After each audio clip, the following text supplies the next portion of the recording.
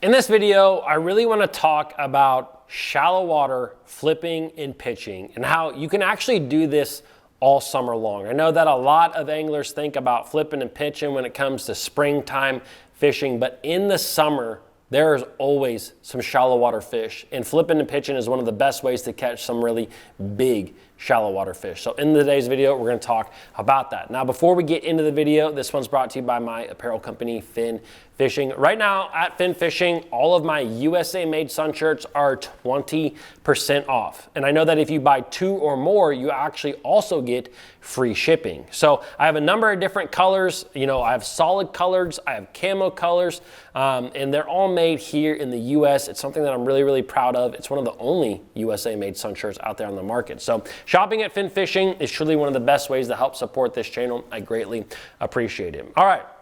Let's talk about shallow water fishing in the summer. A couple of things that I like to look for when it comes to flipping and pitching. And honestly, this is something that I love to do in the summer because I am an offshore fisherman by heart. Like, I love to use my electronics. I love to fish off the shore. I love to find groups of fish. But even with that being said, there are times out there where I kind of just get,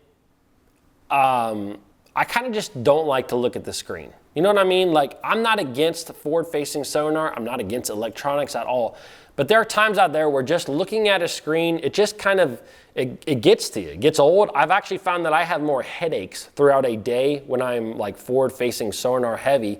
And so when that happens during the summer, sometimes I just like to kick it up shallow and just do some power fishing, and flipping and pitching is one of the first things that I'm going to do, because I think in the summer, you can still catch some of the biggest bass flipping and pitching. Now, there's a couple of things that I think are really important to flipping and pitching during the summer. Now, the first thing, you have to have bait in the areas that you find that are shallow. This is the number one thing that you need to find. Now, one of the most popular types of bait that I'm going to look for are bluegill. And I'm also going to look for bluegill beds, because bluegill will spawn throughout the entire summer. And those bluegill, when they spawn, they draw really big fish up shallow. And I'm talking like the biggest fish that live in your lake. Just a number of weeks ago, there's a lot of offshore fishing being done on some of the lakes that are around me, and I was able to weigh in the biggest bass of a tournament, which was a 5.35 pound largemouth.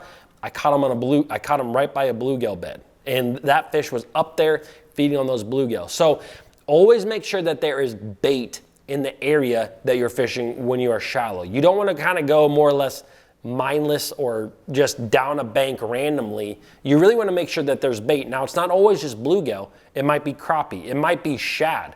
You know, I've seen before down on the James River in Virginia, I remember getting into some specific creeks where some of these creeks were really loaded with threadfin and gizzard shad. And those creeks had a lot of bass in them. So you always want to make sure that there is bait. That is the number one thing when it comes to flipping and pitching up shallow.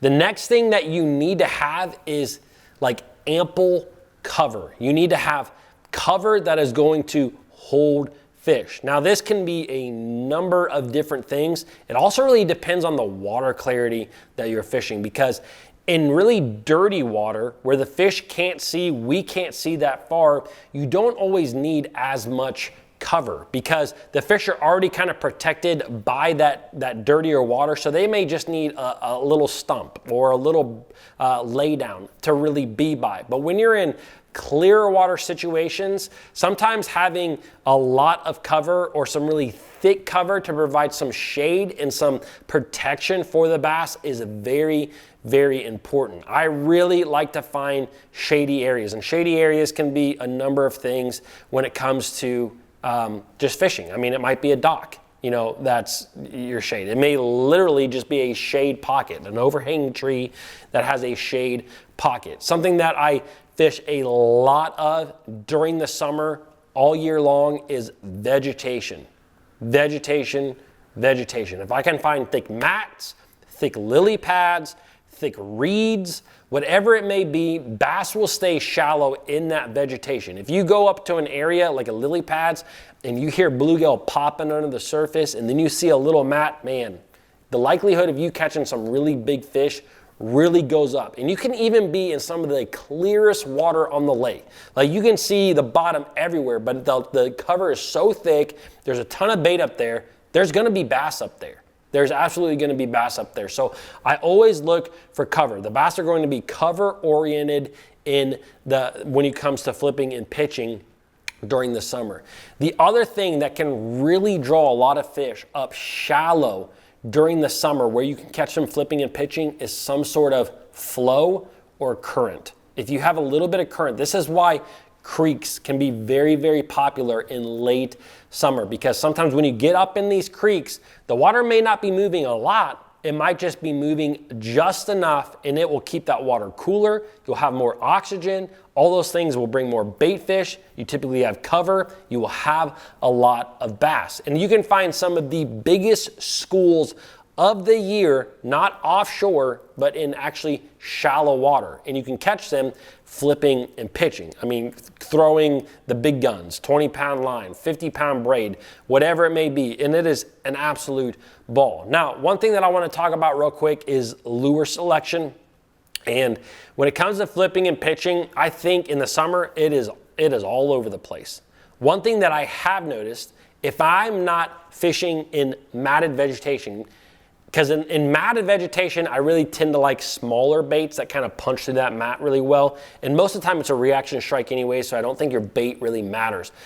But if I'm flipping and pitching during the summer, at times I have found that really big profile soft plastics will get a lot of bites. So for example, like the bigger sized brush hog, which I feel like a brush hog is just an underutilized bait these days, even by myself. Like I don't use it a lot except for in kind of this specific situation, but the bigger sized brush hog, a really great bait.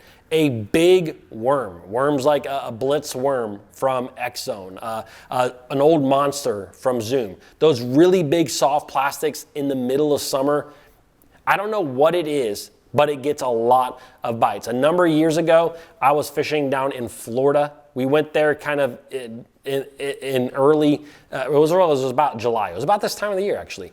And my uncle always brings this up because I brought my boat down. He couldn't fish a Wednesday night tournament. So me and my brother decided to fish this tournament. And I grabbed from his boat some of these Zoom Magnum flukes. Have you guys ever seen those? They're like the 7-inch flukes. It's a really big profile bait. And I just felt like I could catch some fish on them. I started flipping and pitching them in Kissimmee grass and ended up winning a really tiny, small Wednesday night tournament. I had 3 fish for like, I think 16 or 17 pounds.